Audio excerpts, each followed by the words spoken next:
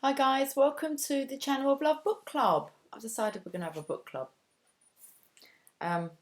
Lily might be interested in the book club. You're going to have to be good. We're going to do some reading, no tarot today.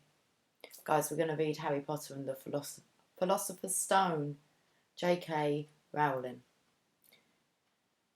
Triple Smarties Gold Award winner. I think that I really want to appreciate the actual book, okay, and the effort that's gone into it. The back. Harry Potter thinks he is an ordinary boy until he is rescued by a beetle-eyed giant of a man, enrolls at Hogwarts School of Witchcraft and Wizardry, learns to play Quidditch, and does battle in a deadly duel. The reason? Harry Potter is a wizard. Acclaim for Harry Potter and the Philosopher's Stone.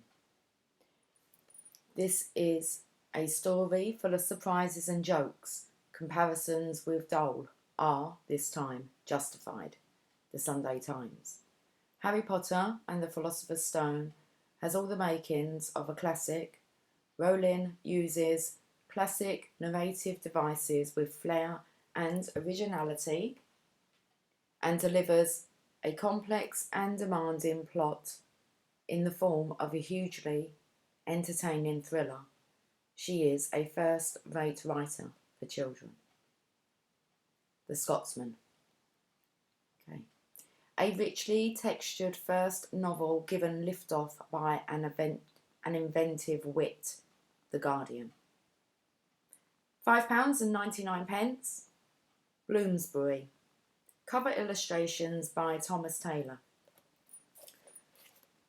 Harry Potter and the Philosopher's Stone, J.K. Rowling. Bloomsbury. Okay. Now, when I read a book, I like to read all of it. Someone's taken time to put this together. Look how old it is.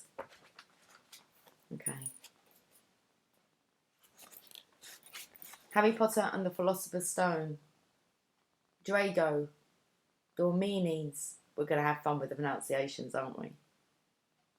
Nunquam. Titilandus. I don't know, there's the kind of the coat of arms there. I believe that's all four of the houses for Hogwarts. Okay. This is interesting. Also available, Harry Potter and the Chambers of Secrets. So only when this was published, the Chamber of Secrets have been written as well. Okay. Harry Potter and the Philosopher's Stone.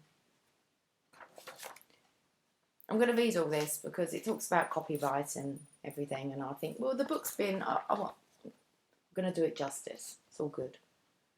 Okay. All rights reserved. No part of this publication may be reproduced or transmitted by any means, electronic, mechanical, photocopying or otherwise, without the prior permission of the publisher. First published in Great Britain in 1997. Bloomsbury Publishing plc, 38 Soho Square, London, W1D 3HB. Copyright 1997, J.K. Rowling. Cover illustrations copyright by Thomas Taylor, 1997. Harry Potter names, characters and related indicia are copyright and trademarked Walter Brothers, 2000.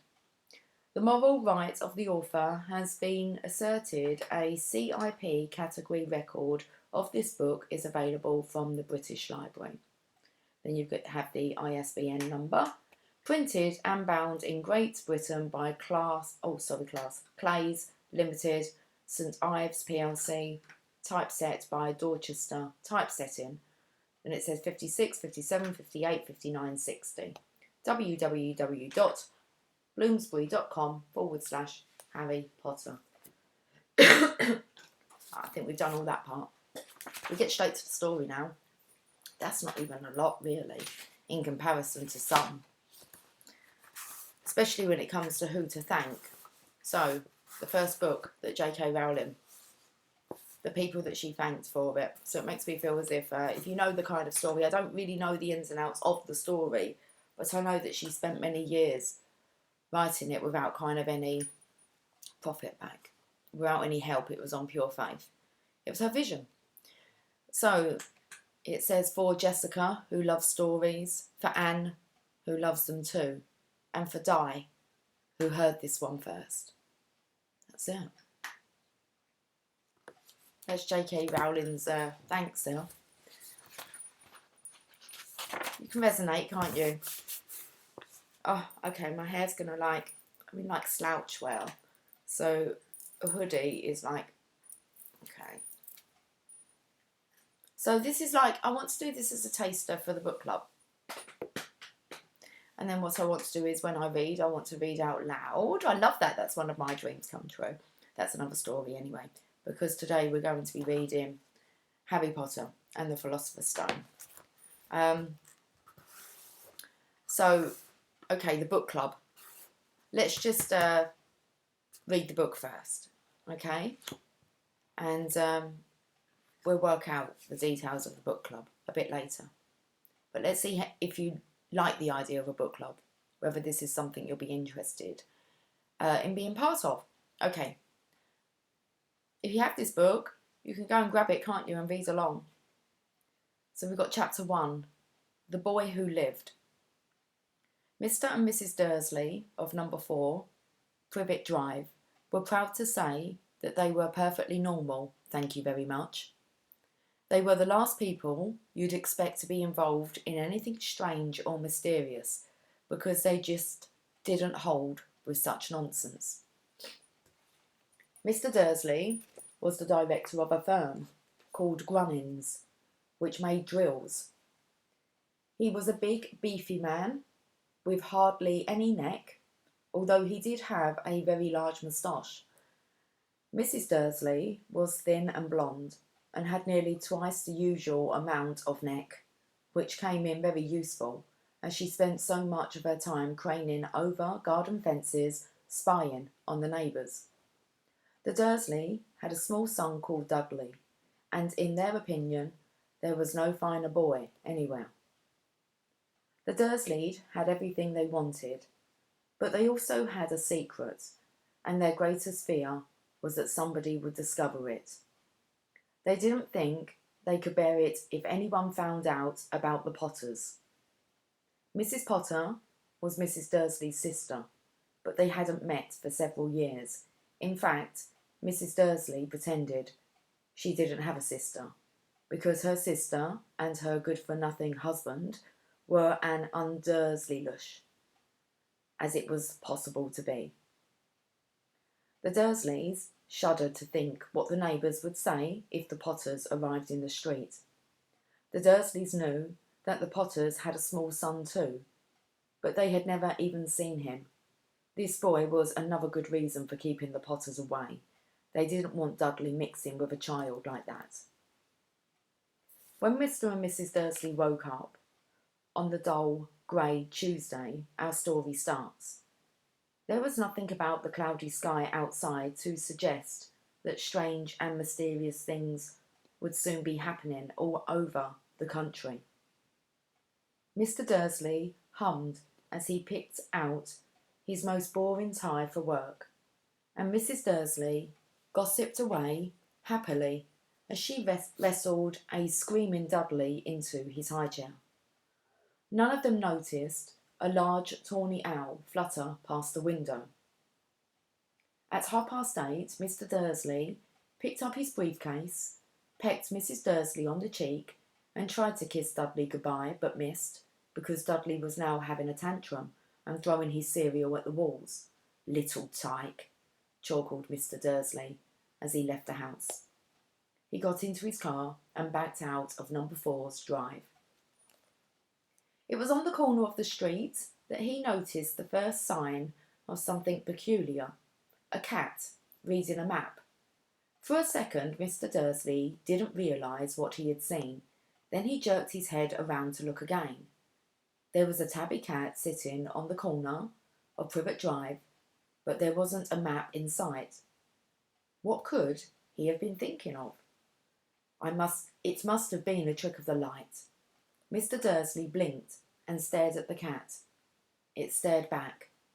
As Mr. Dursley drove around the corner and up the road, he watched the cat in his mirror.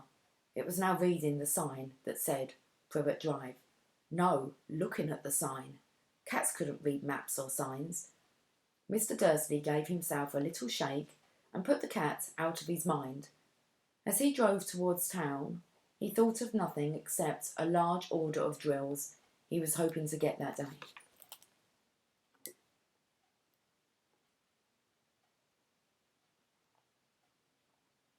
But on the edge of town, drills were driven out of his mind by something else. As he sat in the usual morning traffic jam, he couldn't help noticing that there seemed to be a lot of strangely dressed people about, people in cloaks. Mr. Dursley couldn't bear people who dressed in funny clothes, the get-ups you saw on young people. He supposed this was some stupid new fashion. He drummed his fingers on the steering wheel, and his eyes fell on a huddle of these weirdos standing quite close by. They were whispering excitedly together. Mr. Dursley was enraged to see that a couple of them weren't young at all. Why, that man had to be older than he was, and wearing an emerald green cloak. The nerve of him! But then it struck Mr. Dursley that this was probably some silly stunt. These people were obviously collecting for something. Yes, that would be it. The traffic moved on, and a few minutes later, Mr. Dursley arrived in the Grunnings car park, his mind back on drills. Mr. Dursley always sat with his back to the window in his office on the 9th floor. If he hadn't, he might have found it harder to concentrate on drills that morning. He didn't see the owls swooping past in broad daylight, though people down in the street did. They pointed and gazed open-mouthed as owl after owl sped overhead. Most of them had never seen an owl, even at night time. Mr. Dursley, however, had a perfectly normal, owl-free morning. He yelled at 5 different people, he made several important telephone calls, and shouted a bit more. He was in a very good mood until lunchtime. Then he thought he'd stretch his legs and walk across the road to buy himself a bun from the baker's opposite. He'd forgotten all about the people in cloaks until he passed a group of them next to the baker's. He eyed them angrily as he passed. He didn't know why, but they made him uneasy. This lot were whispering excitedly too, and he couldn't see a single collecting tin. It was on his way back past them, clutching a large doughnut in a bag, that he caught a few words of what they were saying. Excuse me. The Potters, that's right, that's what I heard. Yes, their son Harry. Mr. Dursley stopped dead. Fear flooded him.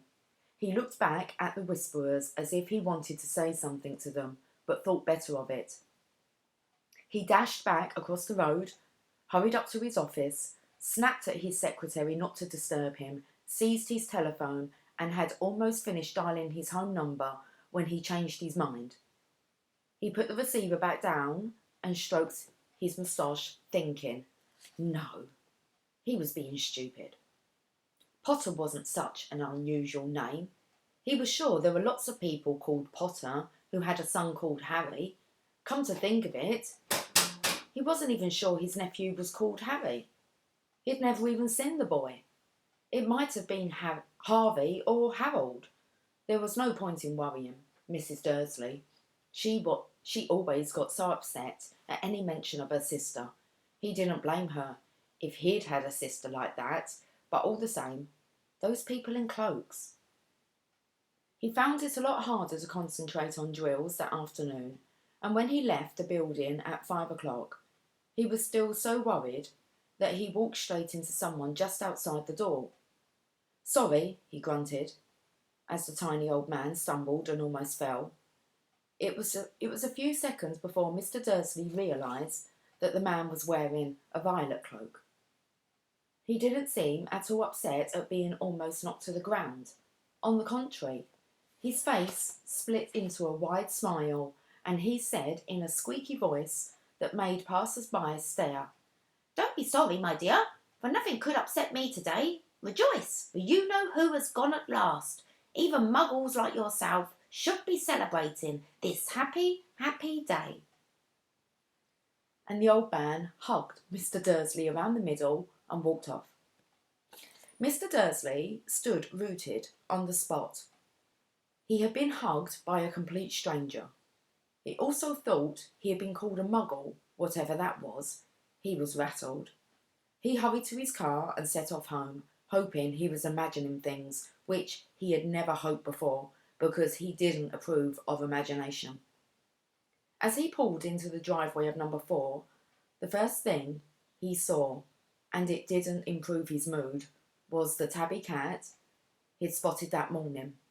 It was now sitting on his garden wall. He was sure it was the same one. It had the same markings around its eyes. "Shoo!" said Mr. Dursley loudly. The cat didn't move. It just gave him a stern look. Was this normal cat behaviour? Mr. Dursley wondered. Trying to pull himself together, he let himself into the house. He was still determined not to mention anything to his wife.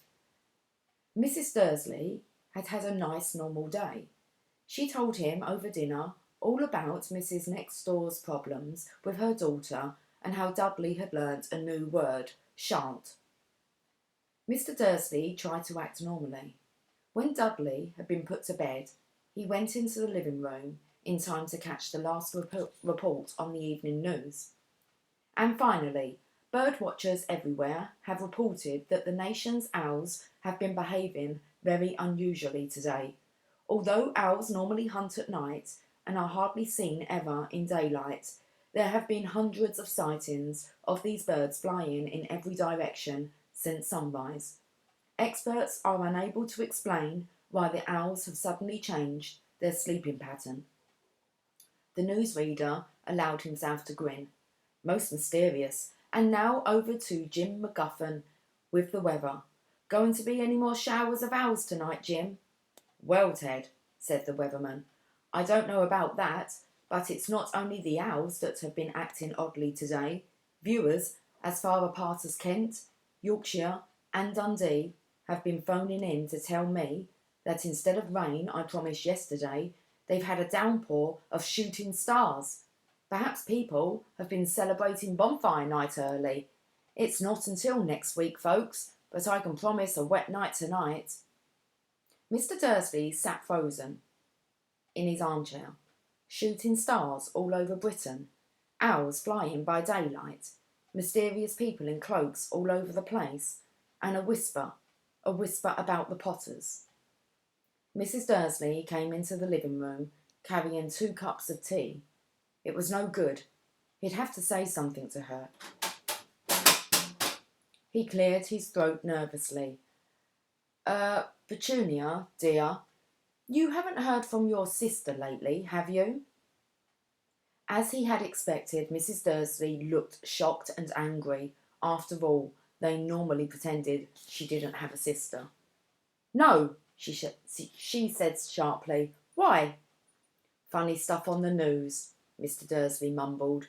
"Owls, shooting stars. And there were a lot of funny-looking people in town today." "So?" snapped Mrs. Dursley. "Well, I just thought maybe it was something to do with, her lot." Mrs. Dursley sipped her tea through pierced lips. Mr. Dursley wondered whether he dared tell her he'd heard the name Potter. He decided he didn't dare. Instead, he did, as casually as he could. "Their son, he'd be about Dudley's age now, wouldn't he?" "I suppose so," said Mrs. Dursley stiffly. "What's his name again? Howard, isn't it?" "Harry. Nasty common name, if you ask me." "Oh, yes," said Mr. Dursley, his heart sinking horribly. "Yes, I quite agree." He didn't say another word on the subject as they went upstairs to bed. While Mrs. Dursley was in the bathroom, Mr. Dursley crept to the bedroom window and peered down into the front garden. The cat was still there. It was staring down Privet Drive as though it was waiting for something. Was he imagining things? Could all this have something to do with the Potters? If it did, if it got out that they were related to a pair of, well, he didn't think he could bear it. The Dursleys got into bed. Mrs. Dursley fell asleep quickly, but Mr. Dursley lay awake, turning it all over in his mind. His last comforting thought before he fell asleep was that even if the Potters were involved, there was no reason for them to come near him and Mrs. Dursley. The Potters knew very well what he and Petunia thought about them and their kind. He couldn't see how he and Petunia could get mixed up in anything that might be going on. He yawned and turned over. It couldn't affect them. How very wrong he was. Mr. Dursley might have been drifting into an uneasy sleep, but the cat on the wall outside was showing no sign of sleepiness. It was sitting as still as a statue, its eyes fixed unblinkingly on the far corner of Privet Drive. It didn't so much as quiver when a car door slammed in the next street, nor when two owls swooped overhead. In fact, it was nearly midnight before the cat moved at all. A man appeared on the corner the cat had been watching. Appeared so suddenly and silently, you'd have thought he had just popped out of the ground. The cat's tail twitched and its eyes narrowed. Nothing like this man had ever been seen in Privet Drive. He was tall, thin, and very old, judging by the silver of his hair and beard, which were both long enough to tuck into his belt. He was wearing long robes, a purple cloak, which swept the ground, and high-heeled buckled boots. His blue eyes were light, bright and sparkling behind half-moon spectacles, and his nose was very long and crooked, as though it had been broken at least twice. This man's name was Albus Dumbledore. Albus Dumbledore didn't seem to realise that he had just arrived in a street where everything from his name to his boots was unwelcome. He was busy rummaging in his cloak, looking for something. But he did seem to realise he was being watched, because he looked up suddenly at the cat, which was still staring at him from the other side of the street, from the other end of the street. Excuse me. For some reason, the sight of the cat seemed to amuse him. He chuckled and muttered, "I should have known." He had found what he was looking for in his inside pocket. It seemed to be a silver cigarette lighter. He flicked it open, held it up in the air and clicked it. The nearest street lamp went out with a little pop. He clicked it again. The next lamp flickered into darkness. 12 times he clicked the put-outer until the only lights left in the whole street were two tiny pinpricks in the distance, which were the eyes of the cat watching him. If anyone looked out of their window now, even beady-eyed Mrs. Dursley, they wouldn't be able to see anything that was happening down on the pavement. Dumbledore slipped the put-outer back inside his cloak and set off down the street towards number 4, where he sat down on the wall next to the cat. He didn't look at it, but after a moment he spoke to it. "Fancy seeing you here, Professor McGonagall." He turned to smile at the tabby, but it had gone. Instead, he was smiling at a rather severe-looking woman who was wearing square glasses, exactly the shape of the markings of the cat had had around its eyes. She too was wearing a cloak, an emerald one. Her black hair was drawn into a tight bun. She looked distinctly ruffled. How did you know it was me? She asked. My dear Professor, I've never seen a cat sit so stiffly. You'd be stiff if you'd been sitting on a brick wall all day, said Professor McGonagall. All day? When you could have been celebrating? I must have passed a dozen feasts and parties on my way here. Professor McGonagall sniffed angrily. Oh, yes, everyone's celebrating all right, she said impatiently. You'd think they'd be a bit more careful, but no. Even the muggles have noticed something's going on. It was on their news. She jerked her hairs back to the Dursleys' dark living room window. I heard it. Flocks of owls, shooting stars. Well, they're not completely stupid. They were bound to notice something. Shooting stars down in Kent. I'll bet that was Daedalus Diggle. He'd never had much sense. You can't blame them, said Dumbledore gently. We've had precious little time to celebrate for 11 years. I know that, said Professor McGonagall irritably. But there's no reason to lose our heads. People are being downright careless. Out on the streets in broad daylight, not even dressed in muggle clothes, swapping rumours.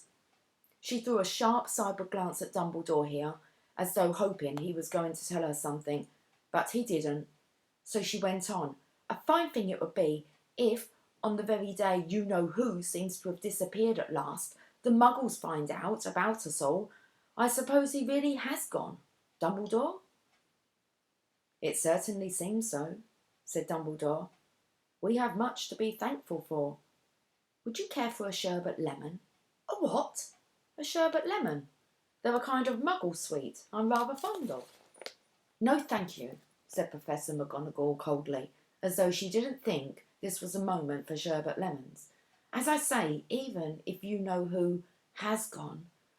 My dear Professor, surely a sensible person like yourself can call him by his name. All this you-know-who nonsense. For 11 years I have been trying to persuade people to call him by his proper name. Voldemort. Professor McGonagall flinched. But Dumbledore, who was unsticking 2 sherbet lemons, seemed not to notice. It all gets so confusing if we keep saying you-know-who. I have never seen any reason to be frightened of saying Voldemort's name.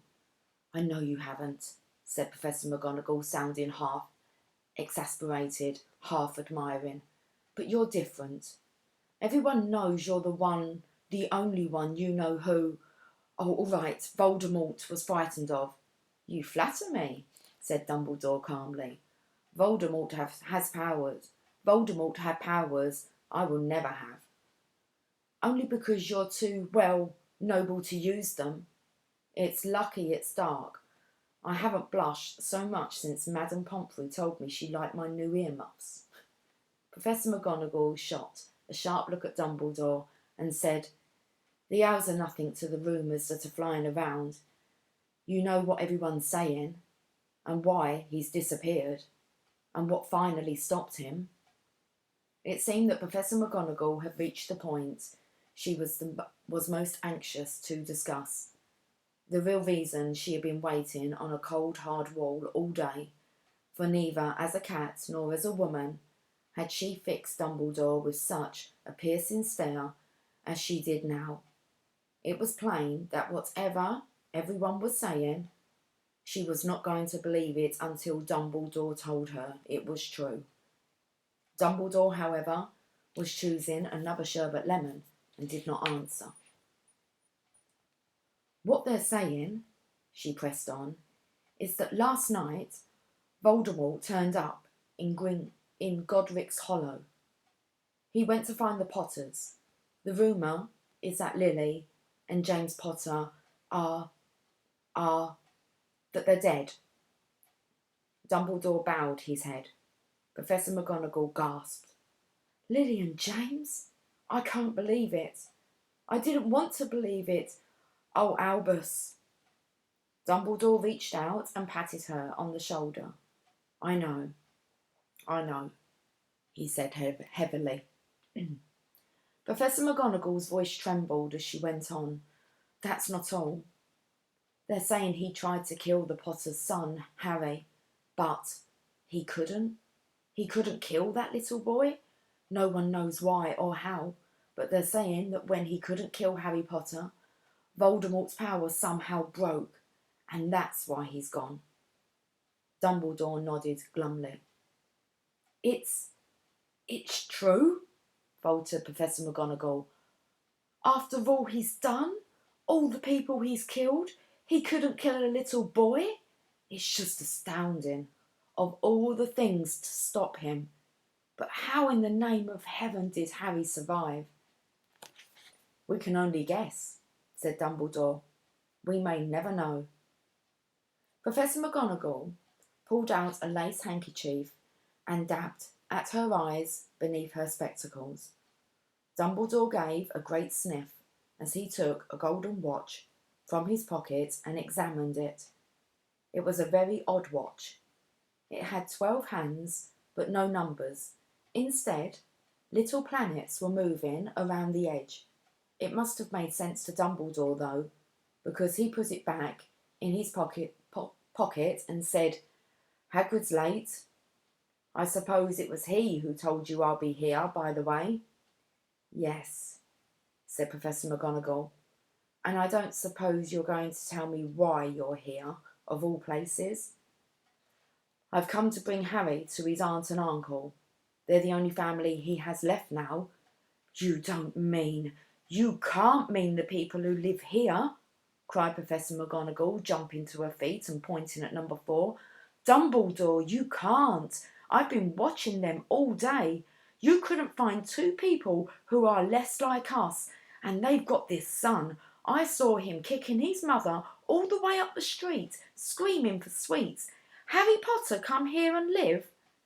It's the best place for him, said Dumbledore firmly. His aunt and uncle will be able to explain everything to him when he's older. I've written him a letter. A letter? Repeated Professor McGonagall faintly, sitting back down on the wall. Really, Dumbledore, you think you can explain all this in a letter? These people will never understand him. He'd be famous, a legend. I wouldn't be surprised if today was known as Harry Potter Day in the future. There will be books written about Harry. Every child in our world will know his name. Exactly, said Dumbledore, looking very seriously over the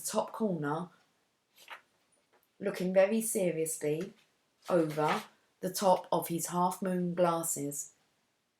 It will be enough to turn any boy's head. Famous before he can walk and talk. Famous for something he won't even remember. Can't you see how much better off he'll be growing up away from all that until he's ready to take it? Professor McGonagall opened her mouth, changed her mind, swallowed, and then said, Yes. Yes, you're right, of course. But how is the boy getting here, Dumbledore? She eyed his cloak suddenly, as though she thought he might be hiding Harry underneath it. Hagrid's bringing him. You think it wise to trust Hagrid with something as important as this? I would trust Hagrid with my life, said Dumbledore. I'm not saying his heart isn't in the right place, said Professor McGonagall grudgingly, but you can't pretend he's not careless. He does tend to... What was that? A low rumbling sound had broken the silence around them. It grew steadily louder as they looked up and down the street for some sign of a headlight. It swelled to a roar as they both looked up at the sky, and a huge motorbike fell out of the air and landed on the road in front of them. If the motorbike was huge, it was nothing to the man sitting astride it. He was almost twice as tall as a normal man and at least 5 times as wide. He looked simply too big to be allowed, and so wild, long tangles of bushy black hair and beard hid most of his face. He had hands the size of dustbin lids, and his feet, in their leather boots, were like baby dolphins. In his vast, muscular arms he was holding a bundle of blankets. Hagrid, said Dumbledore, sounding relieved. At last. And where did you get that motorbike? Borrowed it, Professor Dumbledore, sir, said the giant, climbing carefully off the motorbike as he spoke. Young Sirius Black lent it me. I've got him, sir. No problems, were there? No, sir. House was almost destroyed, but I got him all right before the muggles started swarming around. He fell asleep as we were flying over Bristol. Dumbledore and Professor McGonagall bent forward over the bundle of blankets. Inside, just visible, was a baby boy fast asleep.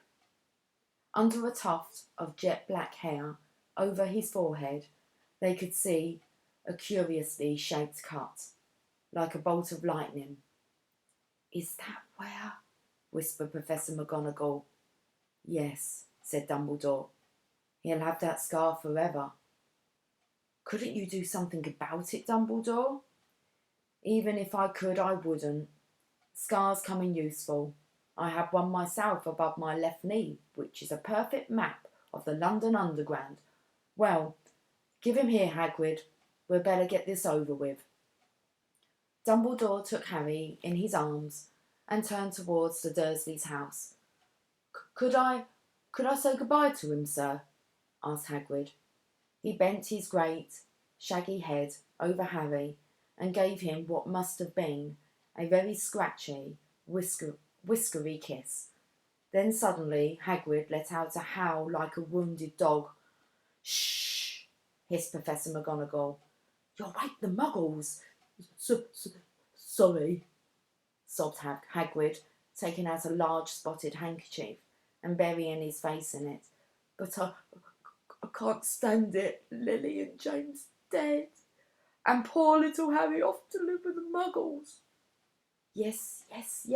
It's all very sad, but get a grip of yourself, Hagrid, or you'll be found, Professor McGonagall whispered, patting Hagrid gingerly on the arm as Dumbledore stepped over the low garden wall and walked to the front door.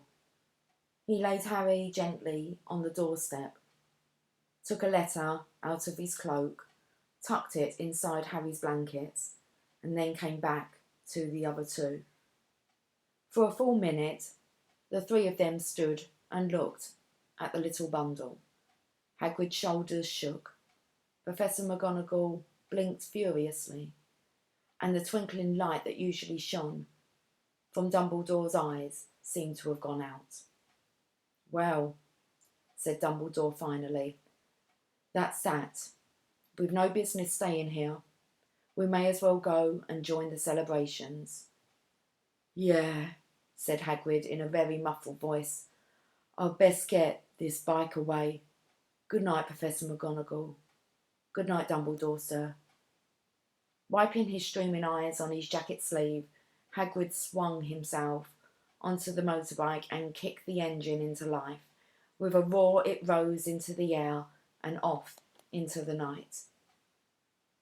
I shall see you soon, I expect, Professor McGonagall, said Dumbledore, nodding to her. Professor McGonagall blew her nose in reply. Dumbledore turned and walked back down the street. On the corner he stopped and took out the silver put-outer.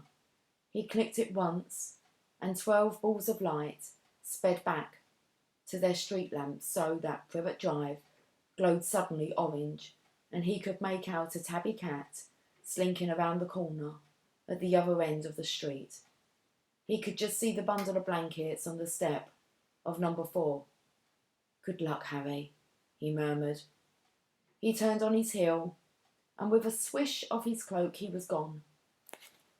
A breeze ruffled the neat hedges of Privet Drive, which lay silent and tidy under the inky sky, the very last place you would expect astonishing things to happen. Harry Potter rolled over inside his blankets without waking up. One small hand closed on the letter beside him, and he slept on, not knowing he was special, not knowing he was famous, not knowing he would be woken in a few hours' time by Mrs. Dursley's scream as she opened the front door to put out the milk bottles, nor that he would spend the next few weeks being prodded and pinched by his cousin Dudley. He couldn't know that at this very moment people meeting in secret all over the country were holding up their glasses and saying in hushed voices, "To Harry Potter, The Boy Who Lived. Okay, chapter 1. Oh, I so enjoy doing that. Okay. I'll catch up with you soon for chapter 2. Bye for now.